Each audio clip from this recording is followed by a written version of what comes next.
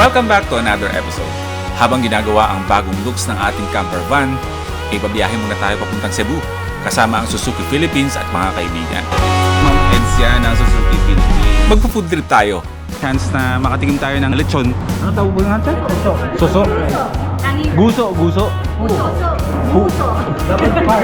Pangalawang gabi natin dito sa Cebu City. Welcome dito sa Sindos, Lechon Manok, and Giampo. At sasali tayo sa paligsahan ng pinakamatipid na makukonsumong gasolina sa loob ng 100 kilometers. Alam ko naman manalo tayo para magbago na ang takbo ng buhay natin. May lamang kaya ang inyong boy first time dito? Malalaman. 84.4 ang kanyang na-achieve na fuel economy rating, di ba? Walang iba kundi si Boy First Time.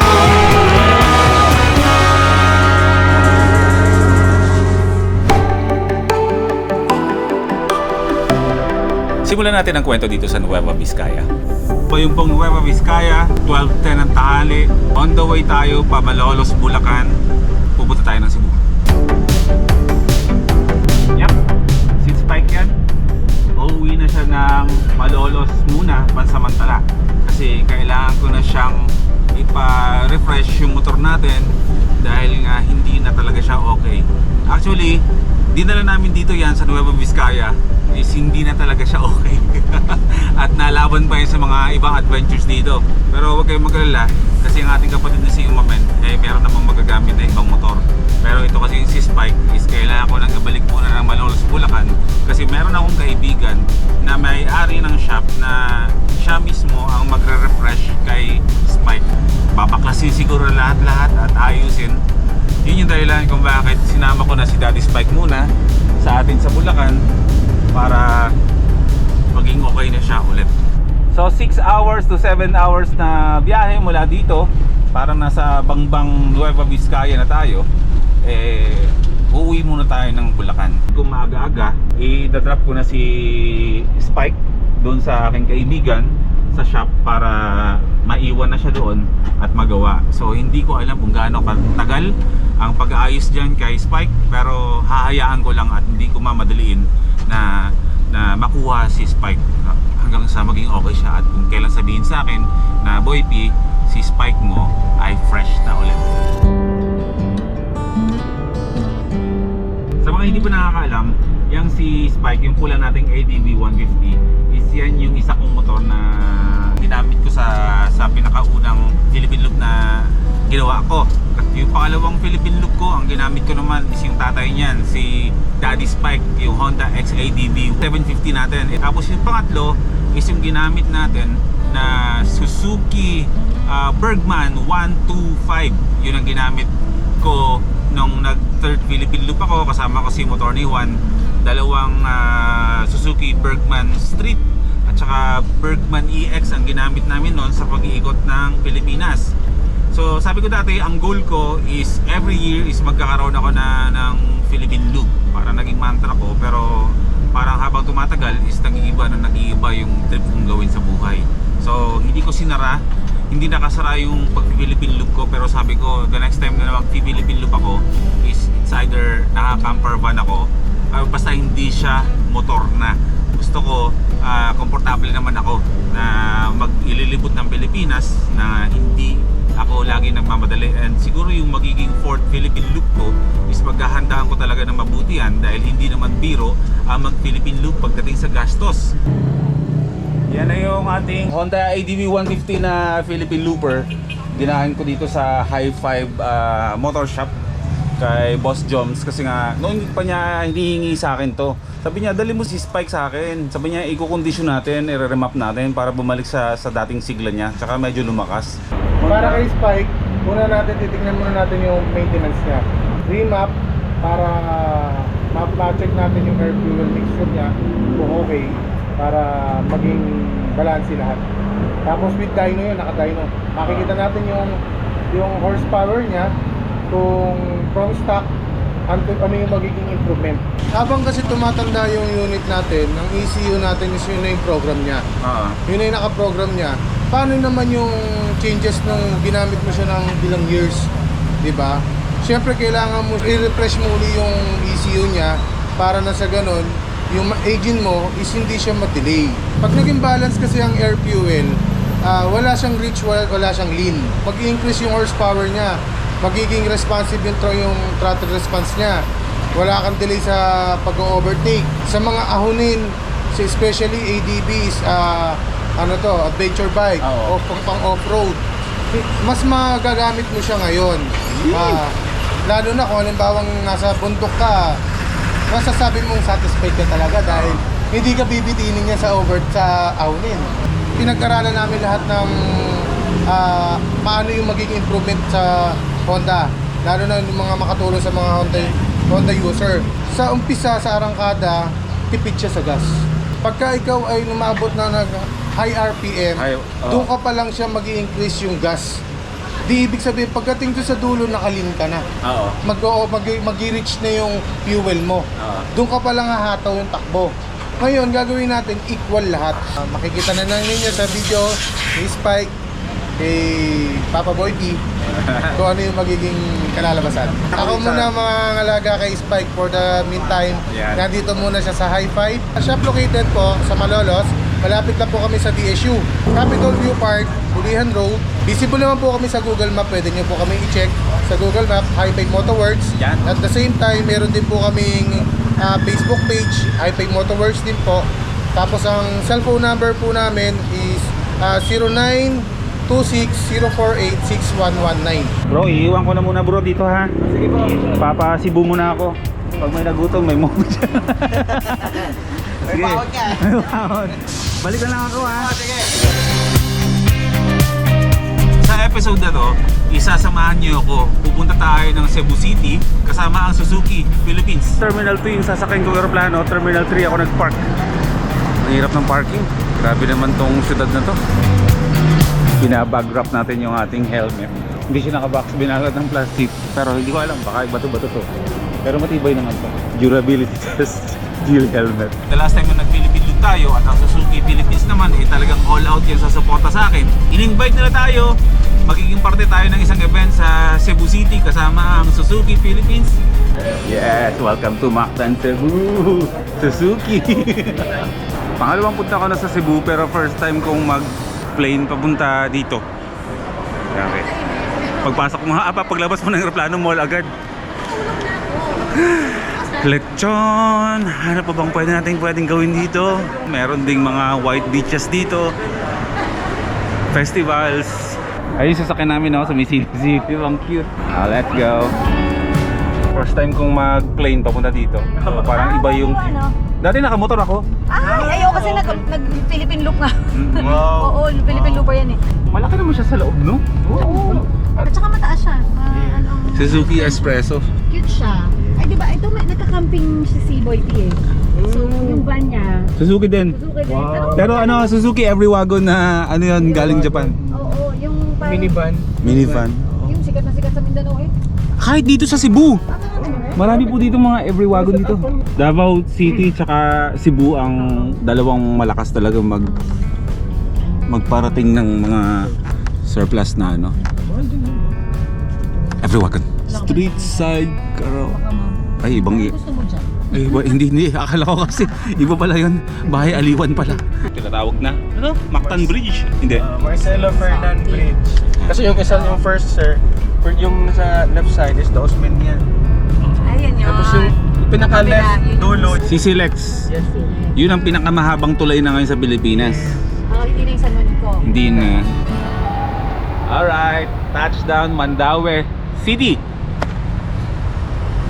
Parang kailan lang yun pero mahigit isang taon na ang nakalipas nang tayo ay napunta dito sa Cebu via motorsiklo yon.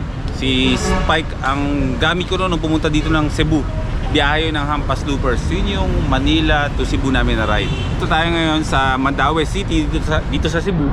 Dahil nga dito gaganapin dito sa Cebu gaganapin yung Suzuki Econoran na Bergman naman ang gagamitin.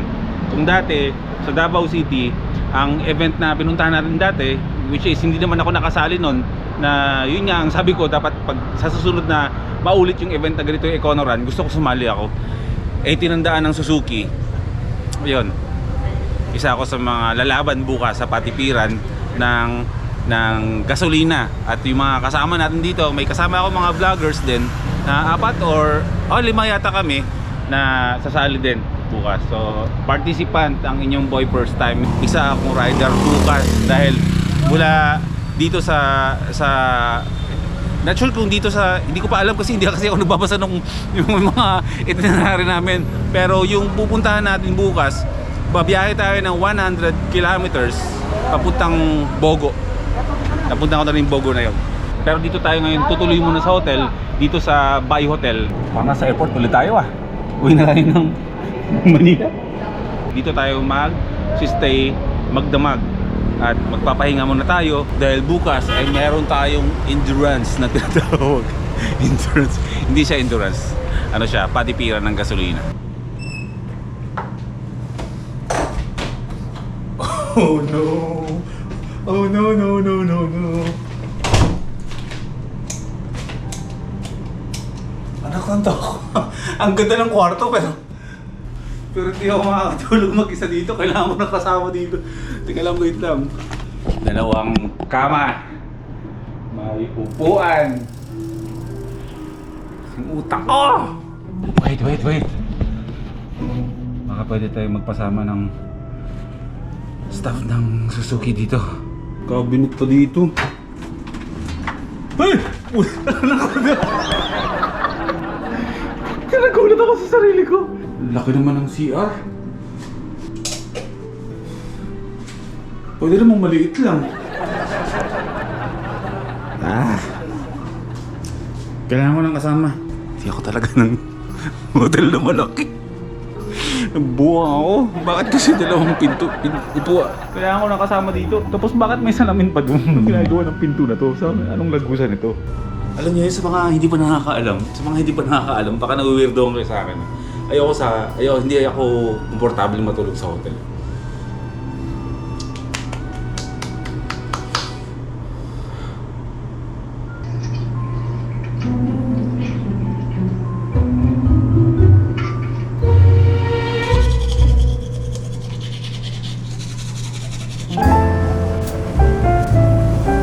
Okay, first meal of the day natin. Dito tayo sa Rico's Lechon.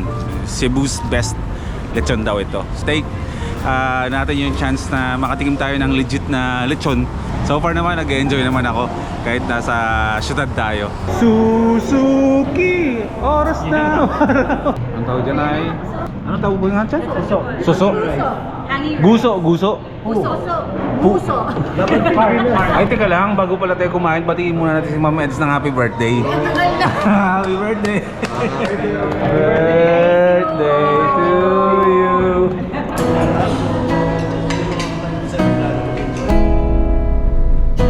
Lechon hunting. Mukhang babalik tayo ng Manila na high blood ah. Ayan. Magandang umaga sa inyong lahat. Nasa Mandawi City na tayo ngayon. Umaga gising kami. May mga tulog ba ang lahat? Meron? Yes! Papakilala ko muna si Bro Jake. Ang sales manager ng... Sales coordinator lang po, sir. Ay, sales coordinator ng Suzuki Mandawi. Suzuki Philippines po, sir. Suzuki Philippines. Philippines. Pero area mo ay? Cebu South po, sir. Cebu South. Doon sa pinakadulo, syempre si Ma'am Eds yan ng Suzuki Philippines. Ang pinakamabait. Ang pinakamabait. Ang aking kaibigan na si McQueen from Catbalogan na taga Cebu City na. Yeah. Yes. At syempre, si Inang Moto. Ang inang ng lahat, inang mo, inan nyo. Saan ako sa ganun man? Oh, inang mo, inang nyo. Alam mo ha. Totoo yun. Ang inang nating lahat, inang mo. Ha? Inang yan. Diba? Ganun ba yun? Oo, kaya nga minsan pag sila, pag magka-picture, inang na, huwag niyong bibilisan. Kasi pag inang na, parang minumura niyo na ako. Naalala nyo, yung ginamit nating Bergman nung third Philippine Loop natin is yung Bergman EX.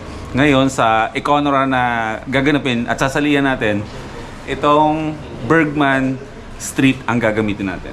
Ito yung 12 yung gulong sa harapan, G's or 10 yung sa likuran. Yung EX, yun yung parehong 12 harap at likod. Ang gagawin natin dito sa Shell gas station, magpapagas tayo. Ipo-full tank ang ating mga tangke ng gasolina at ililista yan. So, patipiran tayo. So, good luck dun sa mga kasali. And ride safe, everyone. Ride safe naman, ride safe. Always. 102 kilometers ang tatakbuhin natin ngayon. So, mabagal na takbuhan to para makatipid tayo ng gasolina. Kasi sabi ko nga, ang larong to, ang Econoran is hindi to pabilisan, kundi patipiran to ng gasolina makukonsumo sa loob ng 102 kilometers. Mula dito sa Mandaue ay pupunta tayo ng Bogo, Cebu. Let's go! Nagsimula na yung Econoran natin, 102 kilometers. Mandaue City to Bogo. Patipiran ng gasolina, kanya-kanyang paraan na to. Ang unang mainit talo kasi pipiga Nakaiwalay na ako sa mga kasama ko. Yung grupo ng mga vloggers na participant dito, makikijoin lang ako dito sa mga ibang kasabayan. Papakiramdaman ko lang muna tong motor na to. Walang eco mode indicator itong Suzuki Bergman Street na ginagamit natin. So pakiramdaman to ng kalmaduhan na makina. Kung ano yung pinaka sweet spot siya na kalmado siya, yun ang pinaka takbo ko hanggang sa marating natin yung Bogo. Di bali hindi ako makasabay sa kanila, basta ikikip ko na relax yung makina ko. Laban yan. Yes! Shout out! Takbong 37 lang tayo, hindi kami pwede lumagpas ng 40 km per hour. Nakasagad. Grabe speed limit namin disqualified. Endurance ng pasensya to. Welcome to Cebu. Lechon, let's go. Nasa gitna tayo ng mapa ng Cebu Yung Bogo na pupunta natin, nasa dulo yun ng isla na to. Malayo yun. Yun nga, 102 kilometers. Tapos yung takbo mo ganito. Mamaya pa tayo makakarating, o next year tayo makakarating. Pag namadali ka, tainip ka, wala na, talo na. Taas natin ang bandera sa Econoran na to, motovlogger. Compostela na tayo. Wala na ako halos kasabay. I-maintain ko lang yung kalmado na makina ng ating Bergman Street. Mali pa naman manalo tayo para magbago na ang takbo ng buhay natin. Let's go. Okay, update. Nasa Danau na tayo. Dayon kamo sa Danau. Okay, update. Nasa Carmen na tayo. Ganda ng view.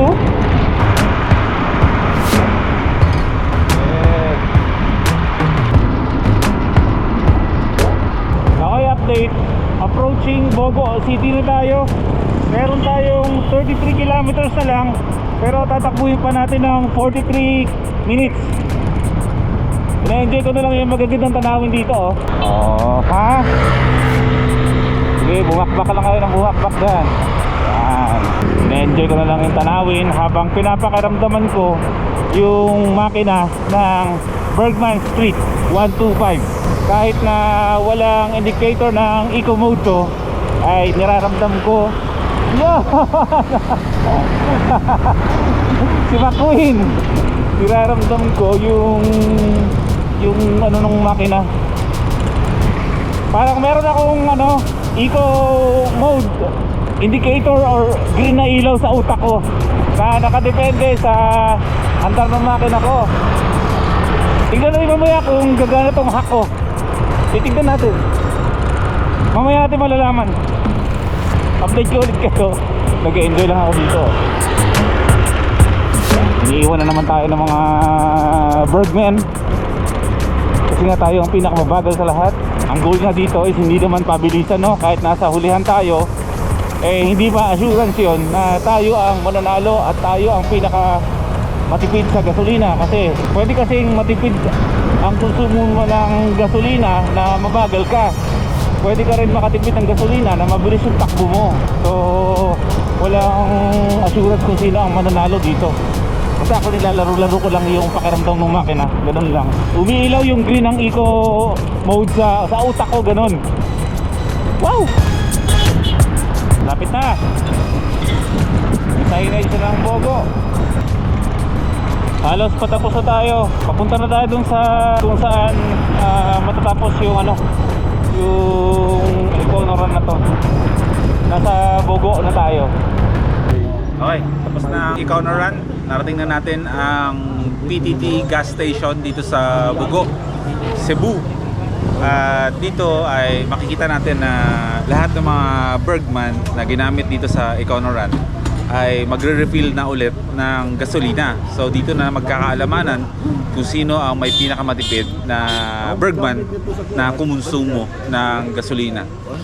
Pipili tayo, tapos tayo rin mamaya kakargahan din yan. Gaano ka komportable sa Suzuki Bergman? Ginawang higaan, ginawang upuan. Pwede nga, no? Diba? Sandalan. Sandalan. Oo. Ganito kasi ang kanin niya eh. Hindi ko nga naramdaman yung sakit ng katawan at all eh. Alam mo kung bakit komportable ka dyan? Bakit? Maliit ka. Alam mo kanina pa sasabi ang mali eh. Si Boy P guys, kala nyo ganyan lang yan. Masama ugali. Basher. Idol ko to eh. Bata pa lang ako, pinapanood ko na to si Boy P eh. Ilang taon ka na nung pinapanood mo ako? Bata pa ako nun eh. Mga 2 years old? Oo, mga 2. Mga 2. Kasi nung time na 2 years old siya, ako nun?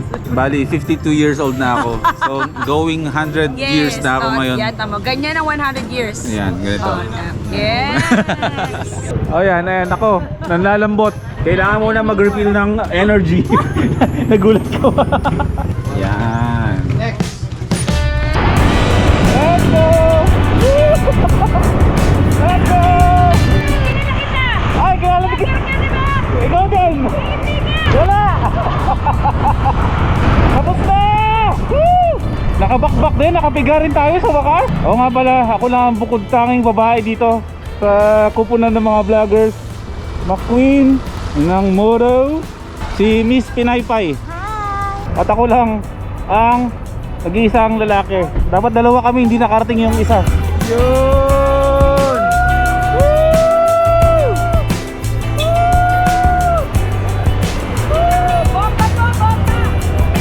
Okay, nandito na tayo tulad ng dati. Kapag may mga ganitong ganap-ganap after ng mga ride, syempre, oras na para magmotor. Time to relax. Yes!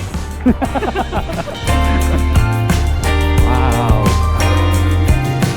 Yung pong mga participants natin, yung mga motovloggers natin, sumama din dun sa challenge.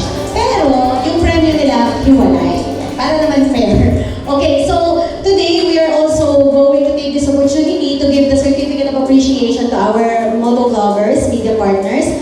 So the content of the award is Suzuki presents this certificate of appreciation to Ruby Abueva, Pinaypay, si Miss Queen Lagunza, MC McQueen, Miss Rio Haina, also known as Inang Moto, Mr. McLean Amogis, also known as Boy First Time. Pag-Philippine look din siya, ang dala niya pong motor ay Bergman Street CS. Yes!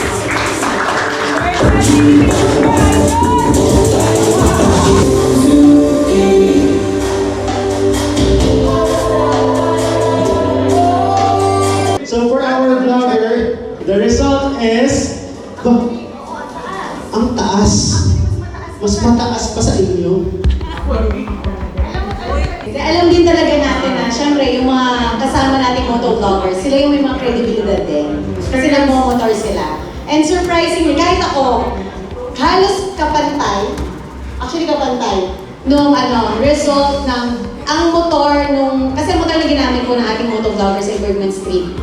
So, based sa World Motorcycle Test Cycle, mas mataas ang fuel efficiency rate ng EX, di ba? Yes. Pero, yung pong top awardee natin ay nakakuha ng same na result ng Bergman Street EX, which is 84.4. kilometer to a liter. Okay. Nakakuha ng 69.06 kilometer to a liter. Actually, itong mga to kanina naglalaro pa to sa daan. Hindi po sila masyadong nagtitipid. Hindi sila nagtitipid. And siya ay si McQueen. So, perfect siya. And on the third spot, nakakuha ng 72.09. At siya po ay si Inang Moto. And on the second place is 78.69 kilometer to a liter. Pinaypay. Si Pinaypay. O, diba? Matipid. And syempre, ang ating pinakamatipid, with Chanel, at ito, 84.4 ang kanyang na-achieve na fuel economy rating, diba? Walang iba kundi si Boy Ursa. Pero ano, sige nga, ina-explain na sa amin kung ano yan. Paano kami nagawa? Nung ano kasi, nung Philippine Loop, ang gamit ko yung EX. Tapos si motor ni Juan is yung gamit niya yung standard. So, every time na nagpapagas kami, mas nauunang bumaba yung ano niya, yung Bergman Street. Tapos sa akin may 2 bars pa natitira. So para sa akin, nalaman ko na mas malakas ng konti si Street kaysa kay EX. Tapos yung sa EX, merong indicator ng eco. Nagulat ako kanina, pagkasakay ko doon, hinahanap ko yung green na ilaw. Sabi ko, wala. Paano? Eh di ang ginawa ko, since na ginamit ko kasi sa Philippine Loop, nakikita ko every time na kalmado yung makina, sa pinaka-sweet spot niya, umiilaw yung green.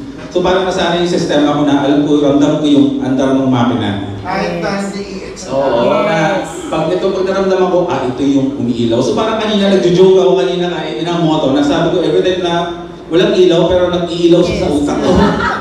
So ganun din nangyayari sa akin kanina, every time na umaakyat, pag alam kong umarangkada, wala yung green. Tapos pag baba ako ng konti, ayan, may green yan. Rattle control pa rin talaga. Oo, ang ginawa ko pa, since na nagulat ako kanina, yung Bergman na ginagamit ko, puro bakal. Yes. Tapos mabigat pa ako. So naalala ko naman yung Philippine Loop, sabi ko, nung Philippine Loop, mas mabigat ang dala ko. Kasi may top-box pa, may bag pa kami sa harapan, i-brake ko pa. Eh meron akong hack na ginagawa na every time na medyo alanganin na yung mga gas namin at malayo pa yung gas station, ang ginagawa ko, umaabante ako sa harapan. Anong purpose nung? Oo, talaga kasi iniipad ko na ganyan ha. Yung purpose ng ginagawa ko yun is para hindi mabawasan yung weight ng gulong sa likuran, para hindi galit yung makina, iikot yung gulong sa likuran. Mas control, mas yung, kasi pag mabigat, Added. oo, nagdadagdag siya ng kain na gasolina. So, hirap yung engine. So, ganun ginawa ko.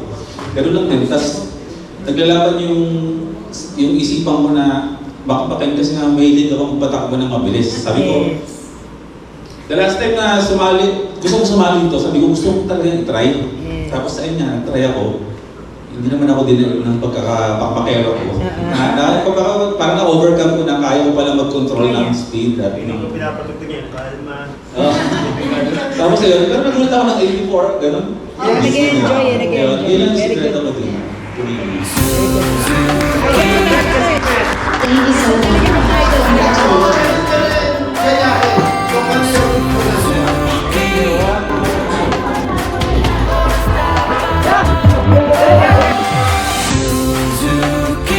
Come on, let's start that epic Suzuki ride. Suzuki, oras na para magmotor. Oras na para magmotor. Suzuki.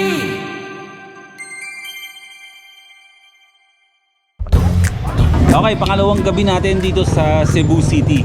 Welcome dito sa Sindos, Lechon Manok, and Liampo. Nanay! Oh my God naman. Ay, bago nga pala ang lahat. Bago matapos ng gabi namin, kasi ito na lang yung huling gabi na magkakasama kami dito sa Cebu. Gusto ko munang pasalamatan ng aking kaibigan na sundalo. Sa mga hindi pa nakakalam, naikwento ko na to dati, na every time na bumabiyahe ako at dumadaan ako sa mga lugar-lugar na medyo alanganin ako, eh siya yung kinokontak ko. Isa siya sa mga kinokontak ko para pagtanungan ko kung safe ba yung lugar na dadaanan ko o dapat bago magstay. Eh kapag nagtatanong ko sa kanya, eh palagi yung hindi, wag ka dyan. Binigyan niya ako ng scarf na pang militar. Diabetes ko daw to kapag nasa babaran ako ng araw. Kasama din natin si Inang Moto. Hi! Magutom na ang lahat. Tama. kakain kami. Manok and liempo. Magbababoy na naman tayo. Enjoy na namin yung chance na nandito pa kami sa Cebu City. Kasi hindi naman palagi, nandito tayo sa Cebu. So, syempre, kapag nasa Cebu tayo or sa mga lugar tayo na hindi natin madalas pinupuntahan, mas magandang enjoy natin. Maraming mga restaurant dito na malalaki, masasarap. Pero para sa akin lang mas masarap at ma-enjoy ko yung pagkain kapag pupunta ako sa isang lugar na tulad ng ganitong kainan, yung mga nasa tabing kalsada, yung pinipilahan ng sobrang daming tao kasi masarap na mura pa.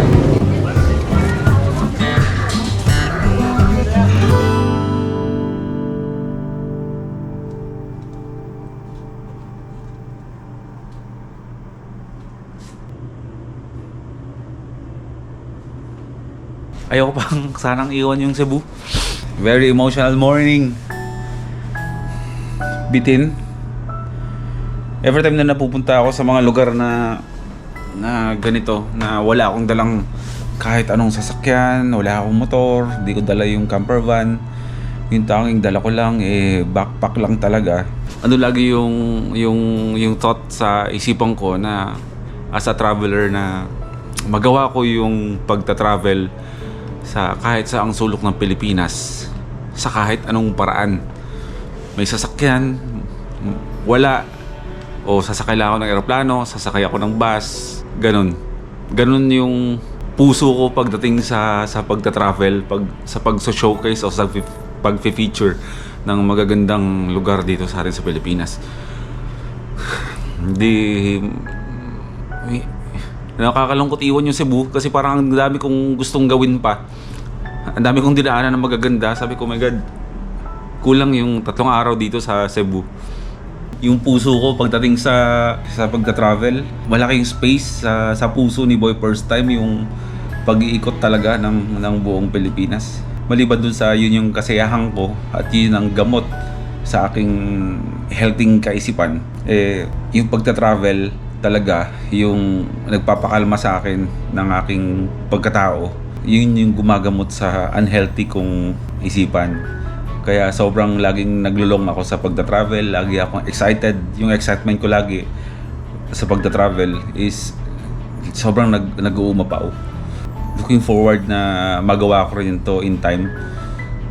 Pwede ko namang gawin. Pero nasa point ako ng nalilimitahan ako pero gusto ko talaga limitless ako pagdating sa travel na hindi lang yung dahil may dala akong camper van o may dala akong motor. Gusto kong pumunta sa mga lugar din na hindi ako nagdadala ng sasakyan. Gusto niyo ba yun? Gusto niyo bang gawin natin? Para marami tayong mapuntahang lugar, para hindi lang tayo nagsistick sa isang lugar, paikot-ikot tayo na hindi tayo nakadepende sa mga ginagamit natin na sasakyan pang travel.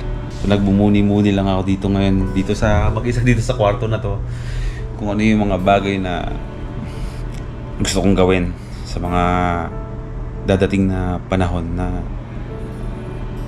na yung hindi lang ba ako yung mag-enjoy, pati ba kayo yung mag-enjoy kayo na makita nyo ako sa vlogs na nag-enjoy din ako sa aking mga ginagawa.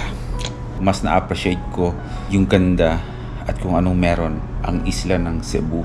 Pero malaki ang Pilipinas. Isa lang to sa magandang lugar na pwedeng puntahan sa Pilipinas. May camper van man o wala, may motor man o wala, tanging backpack ang dala ko at ang camera at ang drone ko, gagawin ko yan.